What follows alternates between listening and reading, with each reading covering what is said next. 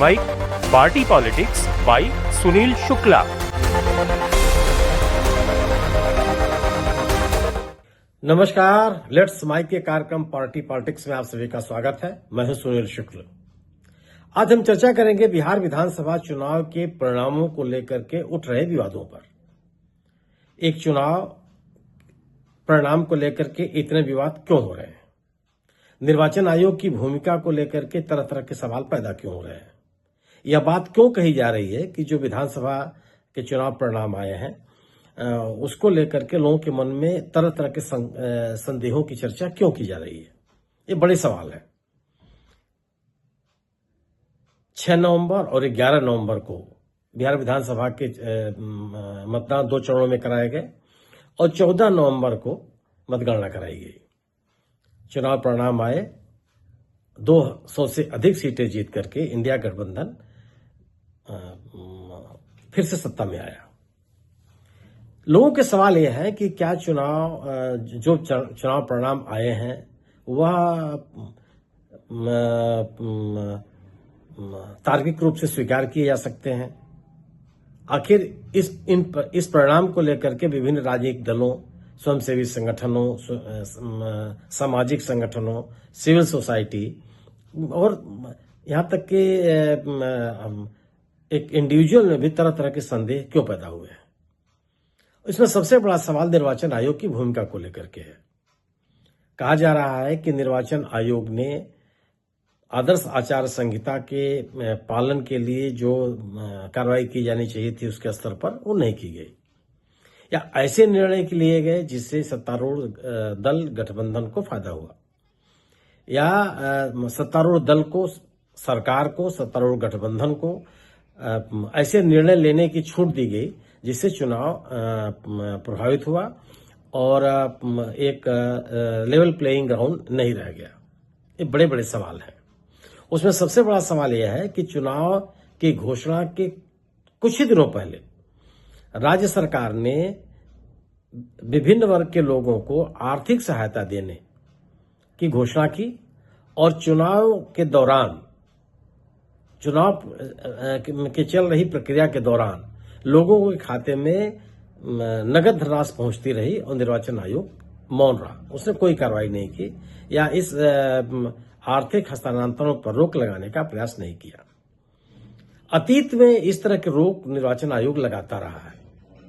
अगर 2019 का लोकसभा चुनाव का भी अगर स्मरण किया जाए तो सरकार ने किसान सम्मान निधि दिए जाने की घोषणा की। निर्वाचन आयोग ने नए किसानों को उसमें शामिल करने से रोक दिया, कहा कि नए किसानों का नाम इसमें शामिल नहीं किया जाएगा। इसके पहले अगर तमिलनाडु विधानसभा के चुनाव का स्मरण किया जाए तो चुनाव की घोषणा के दौरान, ये चुनाव घोषणा के पहले वहां उपचुनाव हो रहे थे जो तमिलनाडु की तत्कालीन मुख्यमंत्री थी जयललिता जी, उनके निधन के कारण जो उपचुनाव हो रहा था उसमें कुछ आर्थिक सहायता दिए जाने की घोषणा सरकार द्वारा की गई, तमिलनाडु राज्य सरकार के द्वारा की गई। उसको लागू होने से निर्वाचन आयोग ने रोक लगा दिया। कई उदाहरण हैं और चुनाव के दौरान विभिन्न प्रकार के आर्थिक सहायता दिए जाने की सरकारों की घोषणा को अतीत में निर्वाचन आयोग लगातार प्रतिबंधित करता रहा है, रोक लगाता रहा।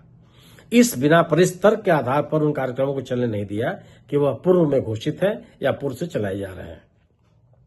लेकिन बिहार में आर्थिक सहायताओं की घोषणा लगातार की जाती रही, न केवल की जाती रही बल्कि उसे लागू किया जाता रहा। यह विमर्श स्वाभाविक सा है कि पैसा देना, लोगों के खाते में पैसा देना, ये कौन सी योजना है? अगर आप पैसा किसी कार्य के लिए भी दे रहे हैं तो उसको चुनाव के बाद दे सकते हैं, चुनाव के पहले दे सकते थे। आप चुनाव के घोषणा के ठीक पहले आपने कोई इस तरह की घोषणा कैसे कर सकते हैं? और अगर आपने कर दिया, आपने इतना नैतिक साहस का परिचय नहीं दिया तो निर्वाचन आयोग अपने इस जिम्मेदारी से कैसे बच सकता है कि लोगों के खाते में नगद पैसा दे दिया जाए, उसको स्वीकार कर ले। और केवल ये नहीं हुआ कि जीविका दीदियों 1,40,00,000 से अधिक जीविका दीदियों को 10,000 रुपए की धनराशि दी गई, चुनाव के दौरान दी गई, मतदान की प्रक्रिया के दौरान दी गई और निर्वाचन आयोग मौन रहा। तो केवल जीविका दीदियों का सवाल नहीं है, विभिन्न वर्ग के लोगों को, जैसे वृद्धावस्था पेंशन में वृद्धि की गई और तत्काल उन लोगों के खाते में पैसा दे दिया गया। अलग अलग तरह के काम करने वाले जो राज्य सरकार के कर्मचारी नहीं है लेकिन विभिन्न तरह के काम करते हैं राज्य सरकार की ओर से, उनको विभिन्न चीजों के नाम पर, विभिन्न उद्देश्यों के नाम पर नगद पैसे दे दिए गए। किसी को लैपटॉप खरीदने के लिए दे दिया गया, किसी को टैबलेट खरीदने के लिए दिया गया, किसी को वर्दी सिलवाने के नाम पर पैसा दिया गया, नगद पैसे दिए गए। और यह सब कुछ निर्वाचन आयोग के निगाहों के नीचे होता रहा और निर्वाचन आयोग ने इस पर रोक लगाने की कोशिश नहीं की। जानकारों का मानना है, विभिन्न राजनीतिक दलों के आरोप हैं कि नगद पैसा दिए जाने के कारण चुनाव प्रभावित हुआ, या एक तरह से वोट खरीदने का आरोप लगाया गया कि इस तरह से नगद धनराशि दे करके सत्तारूढ़ दल ने लोगों के मतों को प्रभावित करने की कोशिश की। निर्वाचन आयोग की जिम्मेदारी बनती थी कि वो इस तरह के गतिविधियों पर रोक लगाता और सभी राजनीतिक दलों को चुनाव लड़ने के सामान्य और समान अवसर प्रदान करते, लेकिन ऐसा नहीं हुआ।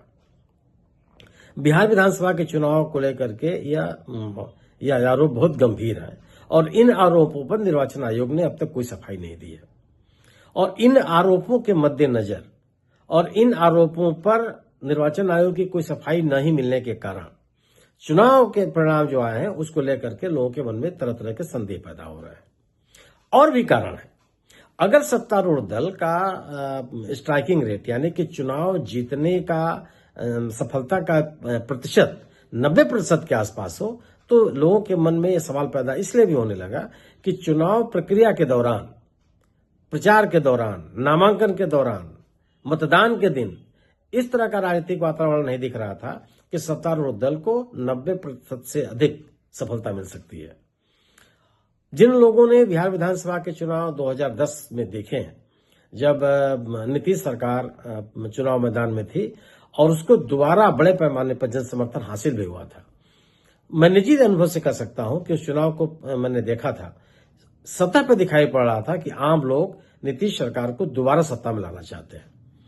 कोई एंटी इनकम्बेंसी नहीं, बल्कि आप कह सकते हैं प्रो इनकम्बेंसी थी, यानी सत्तारूढ़ दल के पक्ष में बयार बह रही थी, हवा चल रही थी और सड़कों पर, दुकानों पर, चौराहों पर, सार्वजनिक स्थलों पर आपसी बातचीत में लोग इस बात के संकेत दे रहे थे कि वह नीतीश सरकार से संतुष्ट है और दोबारा इस सरकार को वापस लाना चाहते हैं। लेकिन इस चुनाव में उस तरह की स्थितियां नहीं दिखाई पड़ी। कहीं भी यह नहीं लगा कि बिहार का आम नागरिक या बड़े पैमाने पर लोग नीतीश सरकार को या एनडीए सरकार को दोबारा सत्ता में लाना चाहते हैं। विपक्षी दलों की सभाएं बड़ी बड़ी हुई, विभिन्न सर्वेक्षणों में बात कही गई कि सरकार को लेकर के एक सरकार विरोधी माहौल भी है। युवाओं में विशेष रूप से वो माहौल दिखाई पड़ा, उनमें आक्रोश दिखाई पड़ा, खासतौर से बेरोजगारी के सवाल पर। यह आरोप लगे कि पिछले 20 वर्षों में नीतीश सरकार बेरोजगारी की समस्या का समाधान करने के लिए बहुत बड़े पैमाने पर सक्रिय नहीं दिखाई पड़ी। राज्य के औद्योगिक विकास को लेकर के लोगों के मन में सवाल थे। और ये बड़ा सवाल भी है कि जिस राज्य सरकार को 90% से अधिक की सफलता मिले, उस राज्य सरकार की ऐसी कौन सी उल्लेखनीय उपलब्धियां हैं गवर्नेंस की जिसके आधार पर इस निर्णय को जायज ठहराया जाए। ये लोगों के मन में सवाल है। इस राज्य का आर्थिक विकास कितना बढ़ गया, प्रति व्यक्ति आय कितनी बढ़ गई, प्रति व्यक्ति क्रय शक्ति कितनी बढ़ गई, कृषि की स्थिति कितनी बेहतर हो गई। और अगर इन क्षेत्रों में बहुत बड़ी सफलताएं हासिल नहीं हुई, उल्लेखनीय सफलताएं हासिल नहीं हुई जो लोगों के जीवन पर गुणात्मक असर डालती हो, तो इस तरह की सफलता कैसे मिल सकती है? दो कारण है। या तो चुनाव को प्रभावित करने के राज्य सरकार के जो प्रयास थे, लोगों के खातों में सीधे पैसा पैसे भेजे गए, या विभिन्न वर्ग के लोगों को आर्थिक सहायता दी गई, उनके खातों में पैसे भेजे गए, उसका परिणाम है, या चुनाव को और तरीके से प्रभावित किया गया। इसी क्रम में एसआईआर को लेकर के भी लोगों के मन में सवाल है। बिहार में एसआईआर को लेकर के भी लोगों के मन में सवाल है कि कहीं एसआईआर के नाम पर जो बड़े पैमाने पर लोगों के नाम कटे हैं, उनमें एक ऐसी मतदाता सूची तैयार करने की कोशिश की गई जिससे सत्तारूढ़ दल को, सत्तारूढ़ गठबंधन को फायदा हुआ। मैं निजी अनुभव से कह सकता हूं कि बिहार विधानसभा के 100 से अधिक विधानसभा क्षेत्रों में, लगभग 150 आप कह सकते हैं, जिसके आंकड़े भी सामने आए मीडिया में, जिसमें बड़े पैमाने पर लोगों के नाम कटे या जोड़े गए। अगर किसी विधानसभा क्षेत्र में 30,000, 35,000, 50,000 लोगों के नाम कट जाए या 20,000, 25,000 नए लोगों के नाम जुड़ जाए, तो निश्चित रूप से उस विधानसभा क्षेत्र के मतदाताओं की स्थिति में परिवर्तन आ जाएगा। जिन लोगों के नाम काटे गए एसआईआर के आधार पर, उनकी कोई पारदर्शी सूची प्रकाशित नहीं की गई। अगर किसी का नाम दिवंगत होने के नाम पे काटा गया, तो आखिर वह व्यक्ति कौन है और उसका मृत्यु प्रमाण पत्र किसने जारी किया? अगर कुछ लोगों के नाम वहां से माइग्रेट कर जाने के कारण, अन्य शहरों में चले जाने के कारण काटा गया, वो कौन लोग हैं इस श्रेणी में और किस आधार पर नाम दिए गए?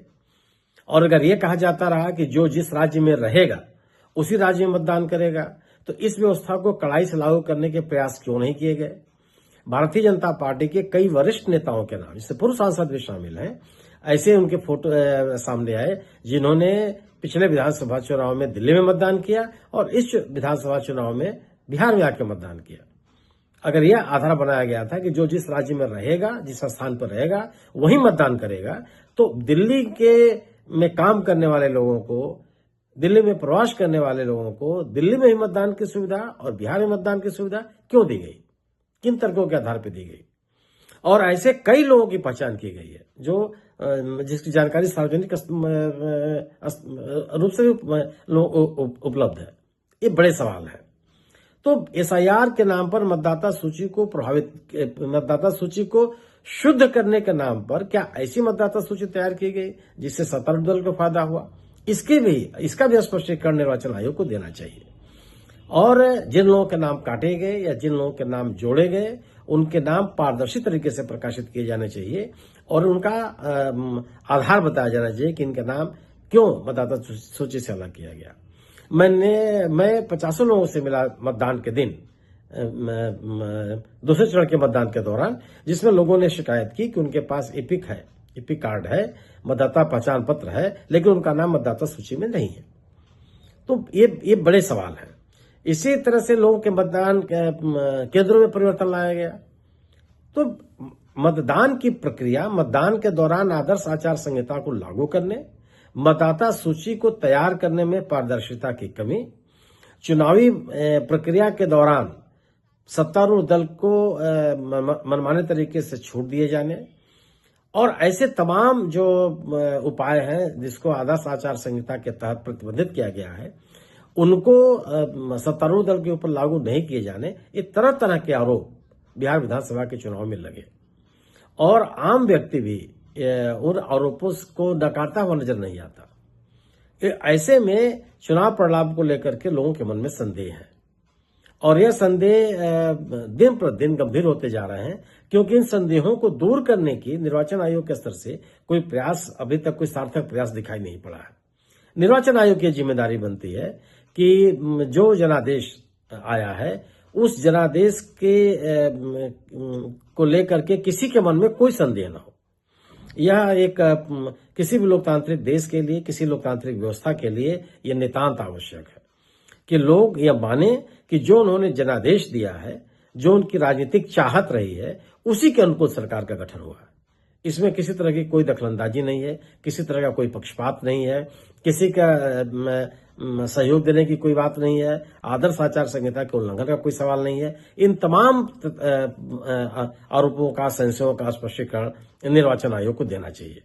अगर निर्वाचन आयोग इन संशयों को दूर करता है, लोगों के मन में विश्वास डालता है कि उनके मन में जो तरह तरह के सवाल हैं वो सवाल आधारहीन या तार्किक नहीं है, तो निर्वाचन की प्रक्रिया के प्रति लोगों के मन में और विश्वास बढ़ेगा।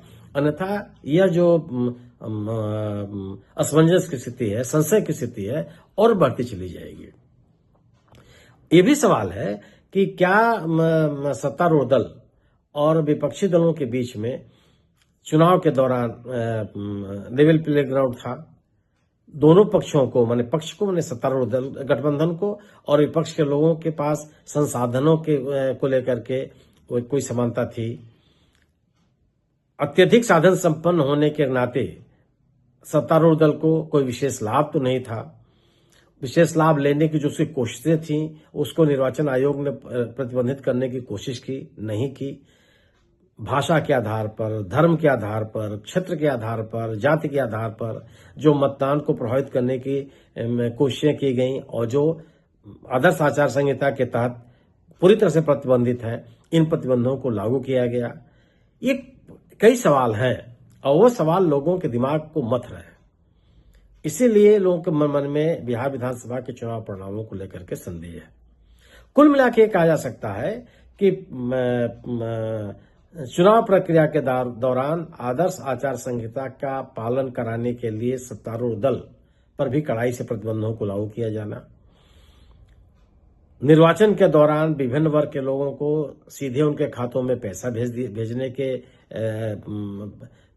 को लागू किए जाने, चुनाव को प्रभावित करने के सत्तारूढ़ दल का प्रयास, सरकार में रहने के कारण उसको अतिरिक्त लाभ, ये तमाम सवाल हैं जिनका उत्तर मिलना चाहिए और इनके उत्तर पर ही इस विधानसभा चुनाव के परिणामों के प्रति लोगों का और विश्वास बढ़ेगा। बढ़ते हुए अविश्वास को या पैदा होते हुए अविश्वास को या उपजते हुए अविश्वास को दूर करना निर्वाचन आयोग की तत्काल और प्राथमिक जिम्मेदारी होनी चाहिए। यह आवश्यक है कि जो जनादेश प्राप्त हो, जो जनादेश सामने आवे, उसके प्रति लोगों के मन में विश्वास ही पैदा हो। इस विश्वास के साथ ही आप लोकतंत्र को मजबूत कर सकते हैं, चुनाव की प्रक्रिया के प्रति लोगों के मन में विश्वास पैदा कर सकते हैं और लोगों के मन में चुनाव की प्रक्रिया में बढ़ चढ़ करके भागीदारी करने के लिए भी प्रोत्साहित किया जा सकता है। उम्मीद है कि निर्वाचन आयोग अपनी इस भूमिका का निर्वहन करेगा और जनादेश को लेकर के, बिहार विधानसभा चुनाव के जनादेश को लेकर के किसी के मन में कोई संदेह न रह जाए, इसका भी प्रयास करेगा। आज बस इतना ही, फिर मुलाकात होगी एक नए विषय, एक नई चर्चा के साथ। नमस्कार। आप सुन रहे थे let's mike more than radio. Follow कीजिए हमें हमारे सोशल मीडिया प्लेटफॉर्म्स पर। It's time for news. It's time for more than radio. Presenting the first radio news app, Let's Mic. Let's Mic, a news-based app on your phone where you get to watch and listen news, talk shows, interviews, radio show podcasts.